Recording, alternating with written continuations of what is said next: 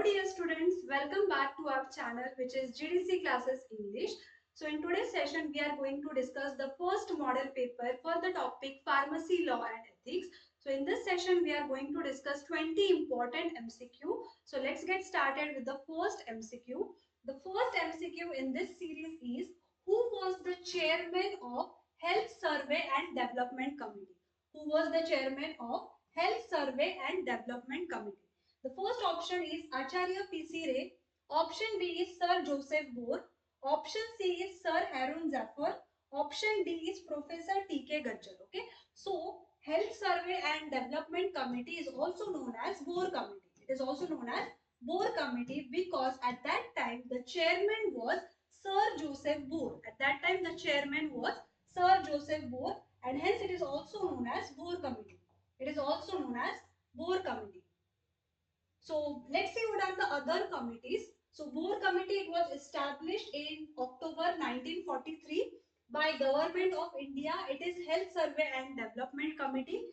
At that time the chairman was Sir Joseph William Bohr. Sir Joseph William Bohr. Next is Bhatia Committee. In 1953, it is also known as Pharmaceutical Enquiry Committee. It is also known as Pharmaceutical Enquiry Committee, and it was established by Government of India, and at that time the chairman was Major General S. Bhatia. Okay, so at that time Bhatia was there, so Bhatia Committee. The third is Mudaliar Committee. So in June 1959, it is also known as Health Survey and Planning Committee. It is also known as Health Survey and Planning Committee by Government of India. By Government of India, and at that time the chairman was Dr. A. Lakshman Swami Mudaliar, and hence it is also known as Mudaliar Committee. Next is Hathi Committee. Next is Hathi Committee, and it was established in 8th February 1974. 8th February 1974. It is also known as Drug and Pharmaceutical Industry. Drug and Pharmaceutical Industry by Government of India, and at that time Jaisukhlal Hathi was the chairman. Jaisukhlal Hathi was the chairman. So these are the different committees, and based on the names there are the other names, that is Bohr, Bhatia, Mudaliar and Hathi Committee. Now let's see what is the next question. The next question is, Alembic Chemical Work Limited is started at Baroda by whom? Alembic Chemical Work Limited is started at Baroda by whom? Option is Acharya Praful Chandra Ray. Option B is Professor T.K. Gajjar. Option C is Major General S.S. Bhatia. Option D is Colonel R.N. Chopra. Okay. So before Baroda, it first started in Parel, which is there in Mumbai. Initially it was Bombay, and it was started by Professor T.K. Gajjar. It was started by Professor T.K. Gajjar. Okay. So option B is the right answer for Alembic Chemicals Limited. So in 1903, okay, in 1903, under the leadership of Professor T.K. Gajjar, in 1903, under the leadership of Professor T.K. Gajjar, a small factory at Parel, okay, now it is known as Mumbai, initially it was Bombay. So it was started, which led to the development of other pharmaceutical units, Alembic Chemical Works at Baroda in 1907. So initially it was in 1903 in Parel, and afterwards in 1907 it was in Baroda. So it was started by Professor T.K. Gajjar. The next question is, one of the ex officio member of PCI, that is Pharmacy Council of India, is, okay. So PCI has different members. So there are 8 elected members. 8 elected members are there in PCI. 9 nominated members are there. 9 nominated members are there, and there are 3 ex officio members. There are 3 ex officio members. Out of this, one of the ex officio member is, option A is Director General of Health Services, option B is Government Analyst, option C is Registrar of the State Pharmacy Council, option D is Director General of Veterinary Research Institute. So in this case, out of these 3 ex officio members, one of the member is Director General of Health Services. One of the member is Director General of Health Services, which comes under ex officio members of Pharmacy Council of India. So there are 8 elected members, out of which it is divided as 6 members by UGC, 1 members by Medical Council of India, and 1 member they represent as a pharmacist from that particular state. Then we have total 9 nominated members. It is divided as 6 members, out of which 4 person will have a degree or diploma in pharmacy. Then we have 2 members from UGC and 1 from AICTE, and 1 members will be a registered pharmacist who will represent their particular state. Then we have 3 ex officio members. The first is Director General of Health Services, Director of CDL, that is Central Drug Laboratory, and Drug Controller of India, that is DCI. So these are the members of PCI. These are the members of PCI. The next question is the year 1991. Year 1991 prescribed practical training for registration of pharmacists is. So how much hours of training is minimum required in year? Year is nothing but education regulation. Year is nothing but education regulation, and according to this year, there are 500 hours. There are 500 hours, and these 500 hours they are distributed over the period of 3 months. They are distributed over the period of 3 months, out of which 250 hours should be spent in actual prescribing. 250 hours should be spent in actual dispensing of that prescription. So option A is 500 hours, option B is 600 hours, option C is 450 hours, option D is 700 hours. Okay. So as per year 1991, there should be minimum of 500 hours over the period of 3 months. Over the period of 3 months, out of which 250 hours should be actual dispensing. Okay. Out of which 250 hours should be actual dispensing. Okay.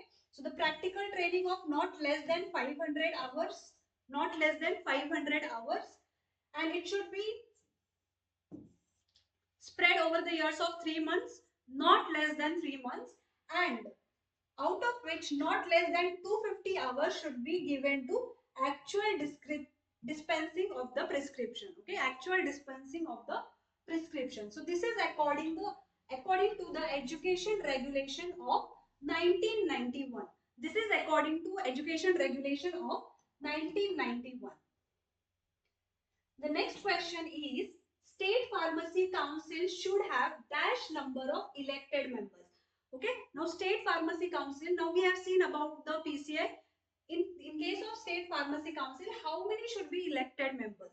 Option A is 5 members, option B is 6 members, option C is 7, option D is 9.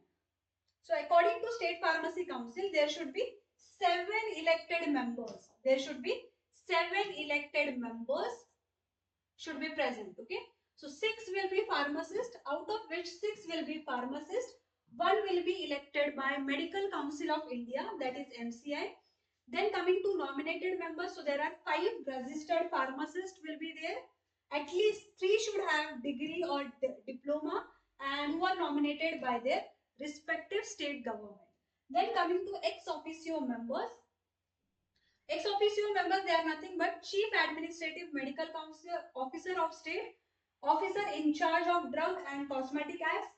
Then there will be a government analyst under the DNC Act, as state government may appoint in this behalf. Okay, so state government will appoint government analyst under the DNC Act. So there will be total 7 elected members in the State Pharmacy Council. The next question is, each state pharmacy council is required to supply 5 copies of register to PCI each year as soon as possible after. Okay, so there is a particular date after which the particular state pharmacy council, they have to submit the 5 copies of the register to PCI. What is that date? Option A is 1st March, option B is 1st April, option C is 1st May, option D is 31st March. Okay, so before 1st April, they have to submit this copies to PCI.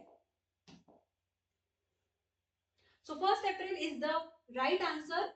So Central Council is required. Central Council is required to maintain a register of the pharmacist. Okay, they maintain the register of the pharmacist and it is known as Central Register. It is known as Central Register. Each state council is required to supply 5 copies. How many copies? 5 copies of its register of the to the Central Council as soon as after 1st April every year. So after 1st April they have to submit the 5 copies to the Central Council. Any addition, whatever addition or amendments is there in the state register, they are to be informed by the register of the each state council to the Central Council. So any amendments, if it is there, then the state has to be informed. State has to inform to the Central Council. So every year before 1st April, they have to inform. They have to submit the 5 copies. The next question is, if a drug contains any harmful or toxic substance which may render injurious to health, okay? So any of the drug which is there which can be harmful or toxic, it is called as option A is adulterated drug, option B is spurious drug, option C is misbranded drug, option D is not of standard quality drug, okay? So it is also known as adulterated drug, okay? So it may contain harmful or toxic one. Spurious means the drug which is imported under the name of another drug, under the name of another drug. So that is nothing but spurious drug. Misbranded means which is not labeled properly, which is not labeled properly. Such drugs comes under the misbranded drug. Okay, so if a drug is a harmful or toxic, that is nothing but adulterated drug. That is nothing but adulterated drug. So option A is the right answer. Misbranded means they are not labeled in the prescribed manner. Misbranded means they are not labeled in the prescribed manner. If it is so, colored coated, it can be colored coated, powdered or polished, that damage is concealed. Okay. For example, any damage has happened and if we are trying to conceal it somehow, that also comes under misbranded drug. Okay. Next is adulterated. So it contains some filthy or putrid or decomposed substance that can lead to harmful or toxic substances which may render it injurious to health. So that comes under adulterated. Spurious means which is imported or manufactured in relation to sale distribution under the name of the drug which belongs to another category. Okay, so that is not a true product. That is not a true product. We call it as a spurious drug which is imported under the name of some another drug. So that comes under the spurious drug. That comes under the spurious drug. Chapter 4 of Drug and Cosmetic Act 1940. Chapter 4 of Drug and Cosmetic Act 1940 and the rules 1945 gives information about. Okay. So what does chapter 4 tells us? Okay. Option A is import of drugs and cosmetics. Option B is manufacture, sale and distribution of drugs and cosmetics. Option C is provision relating to Ayurveda, Siddha and Unani drugs. Option D is drug technical advisory board. Okay. So basically the board, this is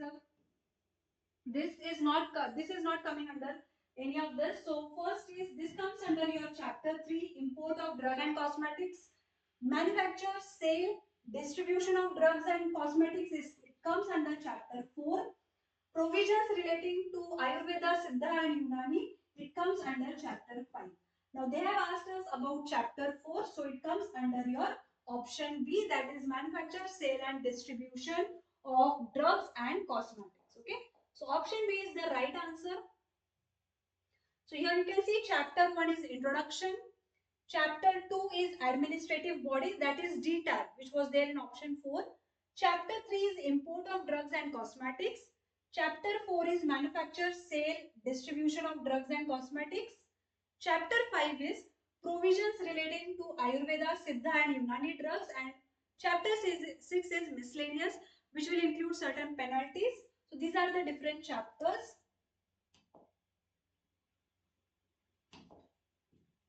The next question is the basic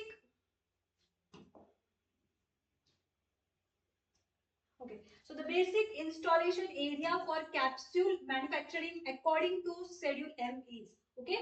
So the answer is 25 square meter. Okay. So the answer is 25 square meter. Other options are 30, 35, 50. So basic installation area for capsule manufacturing according to Schedule M. Okay. So this is given in the Schedule M. So that is 25 square meter. Okay. So that is 25 square meter.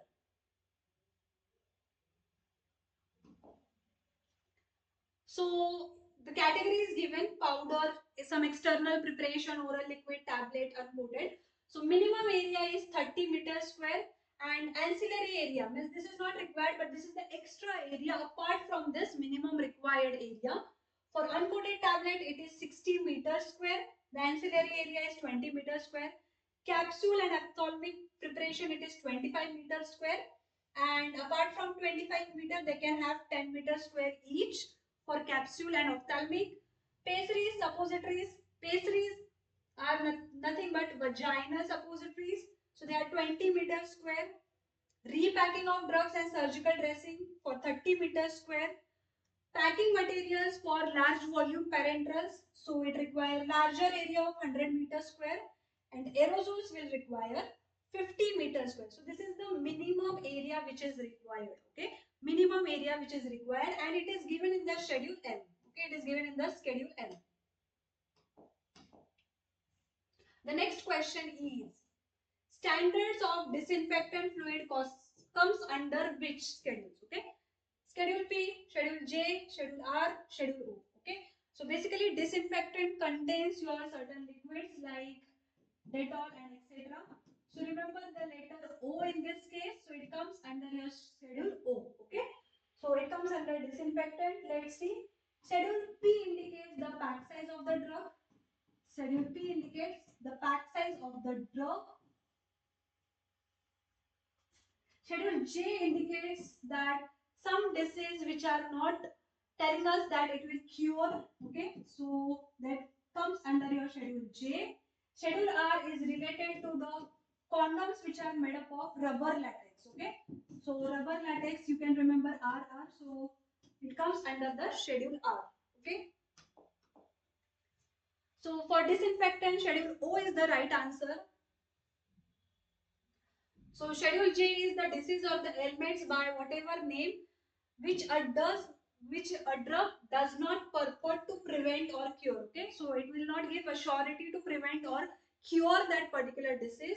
Schedule O is for the disinfectant fluids like phenol, Dettol, etc. Schedule P is life period of the drug. Schedule R is standards for condoms made up of rubber latex which are intended for single use and other mechanical contraceptives. Okay, so these are all the schedules and their descriptions. The next is: if analgin is imported under the name of aspirin, it will called as. Okay, so just now we discussed that any of the drug which is importing under the name of another drug, that comes under your spurious drug. That comes under your spurious, because adulterated is related to certain harmful effects, right? Adulterated is related to harmful effects. Misbranded means it is related to the labeling, and it is not a substitute drug. Okay, like this it is not there, it is a spurious drug. So option B is the right answer, that is the spurious drug. So it is imported under the name of aspirin. So the drug which is imported under the name of some another drug, we call it as spurious drug. Okay, we call it as spurious drug. The next question is: which one of the following is not the bodies of administrative of DNC Act? Okay, option A is advisory bodies, option B is analytical bodies, option C is executive bodies, option D is elected bodies. Okay, so yes, advisory bodies, it includes analytical, it includes executive bodies, but it does not include the elected bodies. Okay, so they have asked which of them does not include. Okay, which of them does not include. So option D is the right answer, because it does not include the elected bodies. Let's see what is the classification of this one. Under the advisory bodies, we have DTAP, okay, so that is Drug Technical Advisory Board. Then we have Drug Consultative Committee, that is DCC. Then we have analytical bodies like CDL, Central Drug Laboratory. We have drug control laboratories in state and government analysts. Then we have certain executive bodies like licensing authorities, controlling authorities, drug inspector and custom collectors. Okay, so we have advisory bodies, analytical bodies and executive bodies, but we do not have elected bodies. Okay. The next question is, for the import of drugs specified in Schedule X, the license shall be granted in. Okay, so for import of the drugs, the license should be granted in. Okay, they have asked for not for the application but for granted. Option A is Form 10A, Option B is Form 20, Form 10, Option C is Form 20A, Option D is Form 21. Okay, so for import of drugs under Schedule X, it is option A, that is Form 10A. Okay, it is option A is the right answer for this one, which will grant the license for this. Okay, so see, drugs specified in Schedule C and C1. Okay, so there are different specifications here. The applications, if the applications are made, Form 8 is required. If the license are granted, it is in the Form 10. For Schedule X, the applications are made in 8A and the license are granted in 10A. This is what they have asked. Okay. Then we have the import of drugs for examination, test and analysis. So the applications they are made from in option 12, the form 12, and the license are granted in form 11. Then we have the small quantity of drugs for personal use. The applications they are made in 12A and the license are granted in 12B. Okay. Then we have import of drugs, that is government hospitals, 12AA. Okay. So the application is made in 12AA. The next question is license granted for the cosmetic manufacture in which form? Okay. So basically there is license. Again they have asked for the license grant. So it is in the form 32. Okay. It is given in the form 32. So here you can see for the cosmetics, if we want to apply, then form 31. For the license granted, option B was the right answer, that is form 32. Likewise, we have loan license, application is 24A and license granted is 25A. Then we have loan license, again 27A, application 28A granted. Okay. So for cosmetic also we have Ayurveda, Siddha, Unani. So like this different schedules are there and their forms in which it is granted. The next one is Narcotic Drugs and Psychotropic Substance Act came into force. Okay, so there will be various year. You have to see which year they are asking. Now in this case they are asking in which year it came into force. Okay, sometimes the passing year will be different. When the act came into force, it will be different. The effective year will be different, like that. Okay. Option A is 1st April 1995. Option B is 14th November 1985. Option C is 10th March 1945. Option D is 10th April 1940. Okay. So, Narcotic Drugs and Psychotropic Substance Act, it came into force in 14th November 1985. Okay, it came into force on 14th November 1985. So the Opium Act, okay, for the narcotic one, initially it started from the Opium Act, which was passed in the year 1857. Afterwards, the Dangerous Act, which was passed in 1930. The Narcotic Drugs and Psychotropic Substances, it was passed in the year 16 September 1985. Okay, remember, the drug passing year will be different and it came into force on 14th November 1985.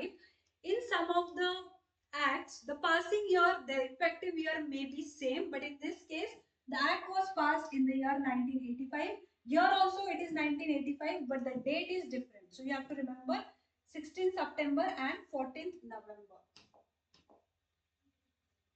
The next question is, who appoints the Narcotic Commissioner and other officers related to narcotic drugs and psychotropic substances. Okay, so narcotic commissioner is responsible for the psychotropic substances, like how the manufacturing is happening, import and all. So who appoints this narcotic commissioner? Because they have various duties. Okay, option A is state government, option B is international organization, option C is central government, option D is local municipalities. Definitely, if it is a narcotic commissioner, the state and the local will not play a role, right? International organization also not.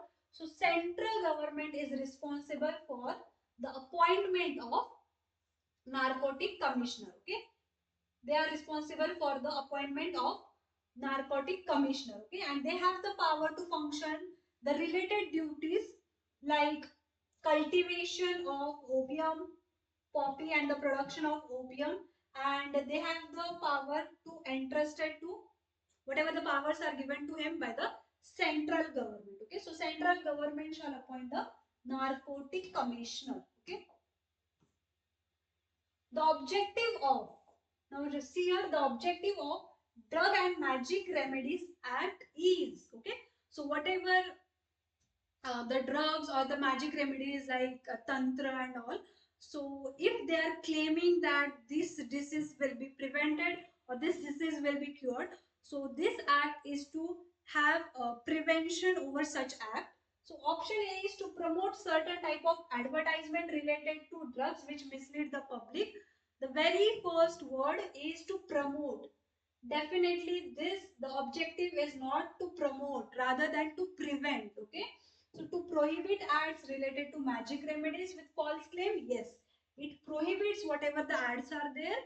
To provide uniform education and training to the pharmacist, this does not, although this is the right statement, but it does not comes under your objective of drug and magic remedies. Okay, to regulate profession of pharmacy, no, this does not comes under the Drug and Magic Remedies Act. So option B is the right answer. Okay, option B is the right answer.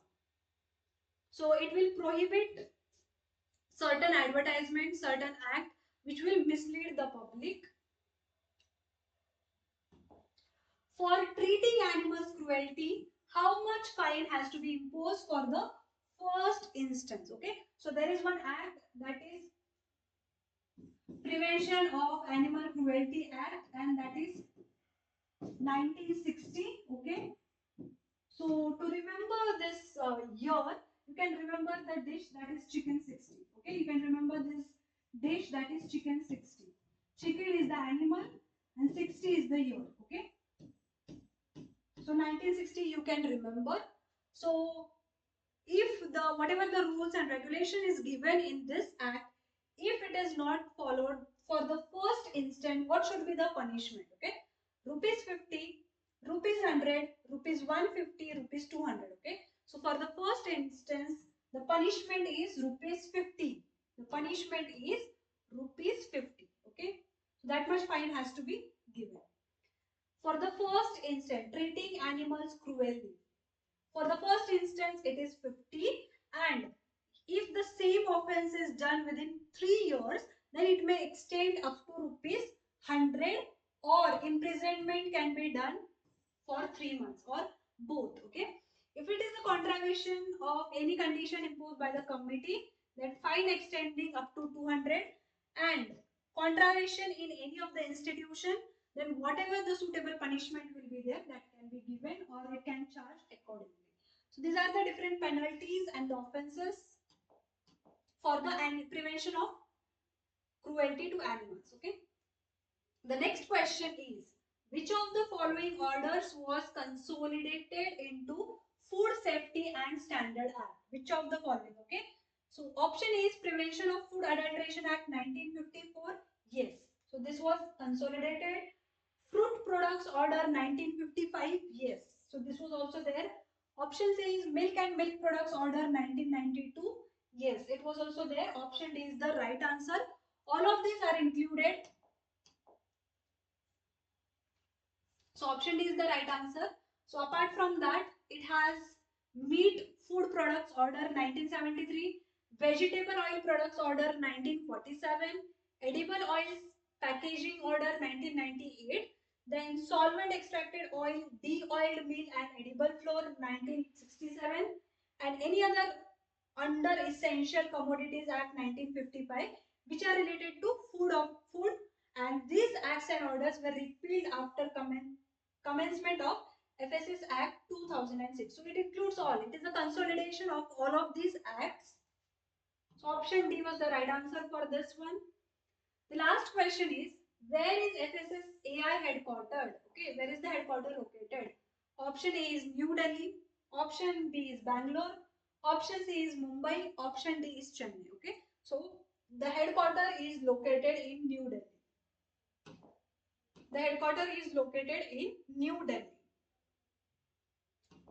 So it is active all over the country to implement the rules and regulations of the Act. The headquarter is in the New Delhi, which is the capital of India. So the authority also has 6 regional offices. So regional offices is in Delhi, Guwahati, Mumbai, Kolkata, Cochin and Chennai. Okay, remember 6 regional offices with the headquarter located in New Delhi. Okay, so for FSSAI. Okay, so these were the important questions from pharmacy, law and ethics. So we will see the model paper 2 in the upcoming session. So till then, thank you so much.